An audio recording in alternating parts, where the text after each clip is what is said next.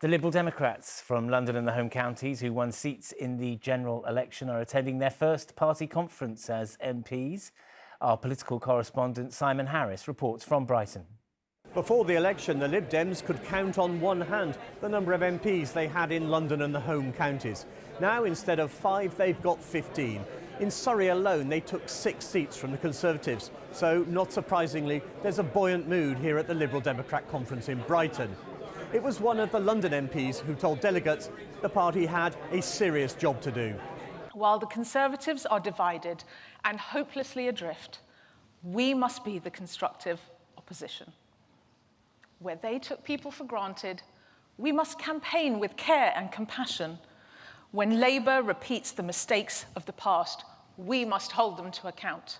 Much of the talk here in Brighton this week will be about where the Liberal Democrats are going to challenge the government. So expect to hear a lot about social care for the elderly, cleaning up rivers and closer ties with the EU. Next, Ed Davey says he wants to lead the Liberal Democrats into the next election. In an interview with ITV News, the Kingston and Surbiton MP also defended his election publicity stunts. He's been speaking to our political correspondent Simon Harris at the party conference in Brighton.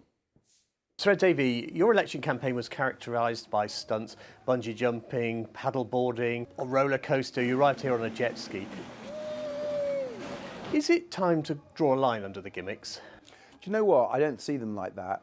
What I noticed at the last election, because we were campaigning in a different way, we got more and more people listening to us. We spoke more about Liberal Democrat policies on things like sewage, on things like children and young people's mental health than I can ever remember in a campaign. And I think if you campaign with hope, with optimism and a bit of humour, don't take yourselves too seriously, but take the concerns of voters seriously, I think you can actually change the debate. Can you expect to be taken seriously, though? Well, we clearly were at the last election. We've got our record number of Liberal Democrat MPs for over 100 years. We're the largest third party for over 100 years. We've got some fantastic colleagues in London, the South East, across the whole of the UK. So people put their trust in the Liberal Democrats on the back of our campaign with a little bit of humour. You won 6 seats from the Conservatives in Surrey, another 3 in London, 1 in Berkshire, 1 in Hertfordshire. But do you accept that those voters in the home counties who switched to the Lib Dems are disgruntled Tories who are likely to return to the Tory fold if and when they become fed up with the Labour government? By and large, I don't accept that, and I'll explain why. We had lots of conversations with people on the doorsteps, tens, hundreds of thousands of them, and what we found was lifelong Conservatives had come to the conclusion the Conservative Party was completely out of touch, had taken them for granted, didn't care about their concerns, and they said, well, we've had enough of them. And the amount of times people said, well, never voting Conservative, I'm never voting Conservative again, was huge. So I think that we've seen people switching from the Conservatives to the Liberal Democrats across Surrey, in South East London, in Hertfordshire, in Sussex, and the home counties more broadly, not just for once, but for life. Do you fear a new Tory leader taking the party back to the centre ground? Are they having a leadership election? I wasn't aware. No, I'm focusing on our job, putting forward our ideas. I don't think they're going to be a very good opposition because they're frankly so divided, and you're seeing that, aren't you? I want us to be the best opposition, to be a much better opposition than the Conservatives. And if we do that, not only will we do our job on behalf of the British people, holding the current government to account properly, but we'll also, I think, be able to finish the job with the Conservatives. We've bashed down some of that blue wall. We're going to get the rest of it down too. Can we turn to London? What do you think of Sadiq Khan? I didn't vote for him to be Mayor of London. I don't think he's the Mayor we need. He's the Mayor that we have, and we have to try and work with him. But I want to push him hard, particularly on things like community police. When I go around my constituency in Kingston and Surbiton, and when I talk to my London colleagues, and London colleagues, frankly, across the whole of London, they feel that we don't have enough visible community police. And people are worried about everything from burglaries to antisocial behaviour to shoplifting, and that's why we need more community police. And I'm afraid the Mayor hasn't delivered on that. You've been the leader of the party for nearly 5 years, acting leader and leader. You've been an MP since 1997. You've shared with voters the challenges of caring for a disabled son. How much longer do you think you've got in it to be leader? oh, you know those stunts you said? We're already planning next election's stunts. We're enjoying ourselves. I'm enjoying myself. And I believe that the Liberal Democrats are on the up. So how much longer have you got in you as leader? I never put a time period on it. You know, I'm going to take the party into the next election, and let's see in the next Parliament we may go further. The truth is, the Liberal Democrats are now the strong force in British politics, the force on the move. I'm really proud of what we've achieved, and we can go further. Sir Ed Davey, thank you for talking to us. Thank you. Simon, those stunts, they did part of the job, didn't they? Getting the Lib Dems' attention. Yeah, the challenge, of course, is bigger than that. Sir Ed believes that the stunts don't just draw attention to him, they draw attention to his party's policies on things like the state of the NHS and the care service, which he says will be the focus for the Lib Dems between now and the budget at the end of October. Despite his wish, the Lib Dems aren't the official opposition, so he does have to work harder to make his voice heard. And you certainly won't find any criticism of him here after the election, which saw the number of Lib Dem MPs in London and the home counties triple from 5 to 15. There's no denying that there's a buoyant mood at this conference. But just one final point on the stunts. Another London MP, Munira Wilson from Twickenham, told the conference that when her 10-year-old daughter saw pictures of her on that Thorpe Park theme ride with Sir Ed, she declared her mother was weird and embarrassing. Simon in Brighton, thank you. But first, as the Liberal Democrat conference draws to a close in Brighton, the party's newly elected MPs are settling into their new roles in the unpredictable world of politics. And the leader has made clear that for him, it's just the beginning. Friends, our job is to consign the Conservative Party to the history books. The Lib Dems, once again the third party in Parliament, claimed 60 seats from the Tories in July. Our political correspondent Simon Harris caught up with 3 of the newest recruits. I'm Joshua Reynolds. I'm the Liberal Democrat MP for Maidenhead. I'm Monica Harding. I'm the Liberal Democrat MP for Eastern Walton. I'm Bobby Dean, Liberal Democrat MP for Carshalton and Wellington. They're the class of 2024, some of the Lib Dem MPs who won seats for the first time in July's general election, like Monica Harding and Bobby Dean, and the youngest of them all, 25-year-old business graduate Joshua Reynolds. The Conservatives, I am pleased to say, have been comprehensively booted out of office. Joshua Reynolds overturned a Conservative majority of more than 18,000 to take Maidenhead, where former Prime Minister Theresa May was the MP for more than 25 years. This is my first Lib Dem conference. I've lived in Maidenhead my entire life. I went to local schools. I'm really proud I'm now a governor of the secondary school that I went to. Harding, Monica, Bernadette, Ethelrelda. Monica Harding's win in Esher and Walton was her second attempt at taking a seat formerly held by Dominic Raab, the one-time Tory Foreign Secretary. I almost got it over the line in 2019. We brought down the Conservative majority then to 2,000 from 23,000, and this time we got it over the line. Were you confident of winning the seat this time? You're never confident of winning the seat. I was knocking on doors right up until 9:45 on polling night, getting people who were coming out of the pub to go to the polling station and vote for me. Carshalton and Wellington's new MP is Bobby Dean. As a teenager, he ran away from home after rows with his parents and lived with his grandparents. It was a story he shared with conference delegates, telling it in the third person, including the eventual reconciliation. And now he's been on holiday with his parents. They were there for his wedding day. And most recently, they were in the public gallery when he made his maiden speech as the new MP for Carshalton and Wellington. For the new MPs, this conference has been a chance to celebrate. Third largest party, more MPs than we've ever had. It's great.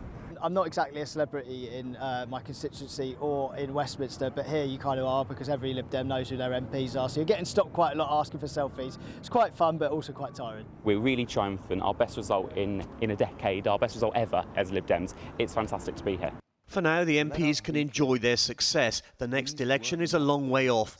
But if the Conservatives get their act together, they know they'll face a fight to hang on to their hard-won gains. Simon Harris, ITV News, Brighton. Now, it was pitched as a solution to the outdated and overflowing water network in the capital. And today, Sadiq Khan used the near-completed Thames Tideway tunnel as the stage for his promise to clean up London's waterways. The mayor's ambitious plans map out a 10-year window to tackle water pollution and the £4.5 billion super sewer plays a key role. But with the mammoth project being funded by Thames Water bill payers, it's a costly clean-up for Londoners. Our political correspondent Simon Harris reports. Sadiq Khan has embarked on a sequel to his mission to clean up London's air.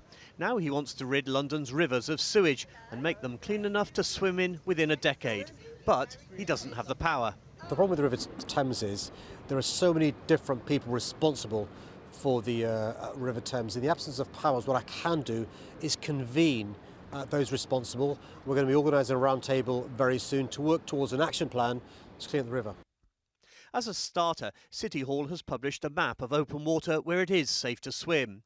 The Thames in particular has become blighted by sewage. This was pollution in the river at Teddington in March. The sad thing that I've noticed is that a lot of younger people who are paddleboarding and using the river for the first time in the last few years have stopped because they are frightened of getting ill. The Mayor announced his ambition on a visit to Tyburn Quay, a new addition to the Victoria Embankment. It's a viewing spot built over one of the shafts to London's long-awaited super sewer, the Tideway Tunnel. Cleaning up the river can't be done without spending huge amounts of money. The Thames Tideway Tunnel on its own swallowed £4.5 billion. When the 25-kilometre tunnel opens next year, it should mean an end to sewage pouring into the Thames during heavy storms. It's being paid for by a £26 a year levy on household water bills. When will householders stop having to pay the £26 a year surcharge? Well, that will go on for some years into the future, but I hope people will agree that is a small amount to pay to go from having a river that is so polluted you couldn't sit outside near it on some summer evenings, and instead have a river we can all be proud of. The government is planning a new law to stop water industry bosses giving themselves huge bonuses, but campaigners want more. We need to see, enforcement actually being enacted. We need to see meaningful fines and penalties actually levied on the water companies when they're breaking the law. And we can do that very easily. All it takes is action tomorrow and real commitment from the powers that be. But there are some parts of the river which will never be safe to swim in, no matter how clean the water is. Here in central London, there's a lethal combination of big, fast boats and powerful tides. Simon Harris, ITV News, Westminster. Good evening. Sir Keir Starmer has defended getting freebies after it was revealed he used a corporate box to watch Arsenal play. In his first full interview with ITV News London as Prime Minister, he said it was the cheapest way to watch his favourite team because of his security requirements, saying he'd rather be watching in the stands. On crime, the Prime Minister vowed to fix the crisis of confidence in the Metropolitan Police, which its boss has blamed for a drop in stop and searches and arrests. But he refused to make any big commitments on transport projects like HS2 and Crossrail. Here's our political correspondent, Simon Harris. Prime Minister, last night in a speech, Sir Mark Rowley warned that there's a crisis of confidence in the Met. Officers are handing in their tasers, they're reluctant to do stop and search, therefore London is becoming less safe. How worried are you? I think we do need to build confidence in our policing. It's one of the commitments we made into the election, and we'll work with the Commissioner on this. Part of that is our plan for extra police officers, neighbourhood police officers, where people want to see them in their community. Part of it is obviously working with the police. You've seen the way we've done that in the disorder, which is not pointing the fingers of blame, but collaborating around the table. But also, we do need, that investment, but also reform that goes with it. But so we'll work with the Commissioner says London is less safe. Well, we're working with the Commissioner to build up confidence. Obviously, we've had 14 years where law and order's been neglected, in my view. We need to rebuild Policing that. Policing is the responsibility of the Mayor, and that's a Labour Mayor for the last 8 years. Yeah, but the Mayor's budget is set by the government, and the tone, if you like, is set by the government. What I think you've had too much of recently is a government that wanted to go into war with the Mayor to score political points, rather than a government that just wants to get around the table and work collaboratively. And that's what we're doing now, which is a really big opportunity. So will you give the Mayor the long-term funding deal he says TfL needs to plan improvements in transport in London for the future? Well, I'm not going to get ahead of the budget, as you would expect. But listen, we're working with the Mayor. I understand the points that he makes, and we will come to an agreement in relation to that. I'm not going to preempt the budget, but it is really a game changer, this. Now, a government that wants to work with the Mayor to deliver for London, rather than a government that wants to be in sort of perpetual battle with the government, which is what we've had for the last 14 years. Have you travelled on Crossrail? I have. So you know the benefits of it. Will your government commit to things like Crossrail 2 and the Bakerloo line extension? A long time in the future, maybe, but somebody's got to greenlight it at some point. Yeah, we're going through a review at the moment of infrastructure, particularly the transport element. So as soon as we've concluded that, I can give you a final answer on it. But I know how important public transport is across London. People getting to and from work, obviously, seeing friends and family, tradespeople. So what about HS2 to Euston? You've opposed it in the past as local MP, but you're Prime Minister now. Are you committed to continuing that link from Old Oak Common? Well, the final decisions on this will be made in due course. But look, it is an important project. It needs to be done properly. HS2 is something we do support as a government. Obviously, the last government made a complete mess of it in terms of over budget, behind on delivery, and then sort of had to cut bits off it. We'll pick that up and deliver because, you know, it is my constituency, which obviously is important to me in terms of what happens at Euston. There's a lot of attention on your relationship with Arsenal. Can you clarify what it is? Yes, very happily. I've had season tickets at Arsenal for a long time now, up in the stands, which where I've gone with my boy and my friends for year after year after year. Now I'm Prime Minister, the security advice is that I can't go into the stands. Or if I did, you'd have to put so much sort of security in that it would cost the taxpayer a fortune. As a result, I've been offered tickets elsewhere in the ground where it's more secure. We don't have to use taxpayer money on additional security, and that's why I've taken the decision that I have. I think most people watching this would say, well, fair dues. I think they'd think I was pretty self-centred if I said, I'd much prefer to be in the stands, by the way. If I said, I'm going in the stands and you, the taxpayer, are going to have to pick up the tab for the security. I'm not really going to do that. If the security advice is, don't go in the stands, go elsewhere that's more secure in the stadium, I'm going to follow that advice. Are you worried about the optics of being seen as Parliament's king of the freebies? Well, now I've had the chance to explain to you the situation at Arsenal, I think most people would say, look, that's a pretty fair argument. Sit where security say you should sit. Don't cause a fuss and insist on going in the stands, where in the end it's the taxpayer that's going to have to pick up the tab for the extra security. I don't think that's fair. I don't think I can impose that on the taxpayer. So I've taken up the offer to sit elsewhere in the stands so I can still see Arsenal play, because I've been going for many, many years to see them on a regular basis, and I intend to continue to do so when I can. Prime Minister, thank you very much. Thank you. Well, Simon's in Downing Street for us now. Simon, what struck you most about what the Prime Minister had to say?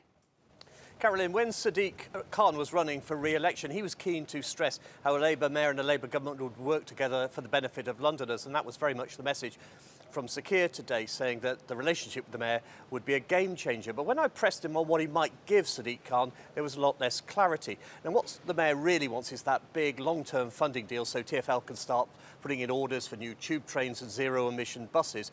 But Sir Keir said there would be an agreement, but he didn't give any details, and certainly no commitment to those big ticket items like Crossrail 2 and the Bakerloo line extension, which must have government backing. And of course, still no decision on whether we'll see HS2 actually go to Euston, or will it just end somewhere out in West London in the suburbs at Old Oak Common. OK, lots more questions. Thanks very much indeed, Simon.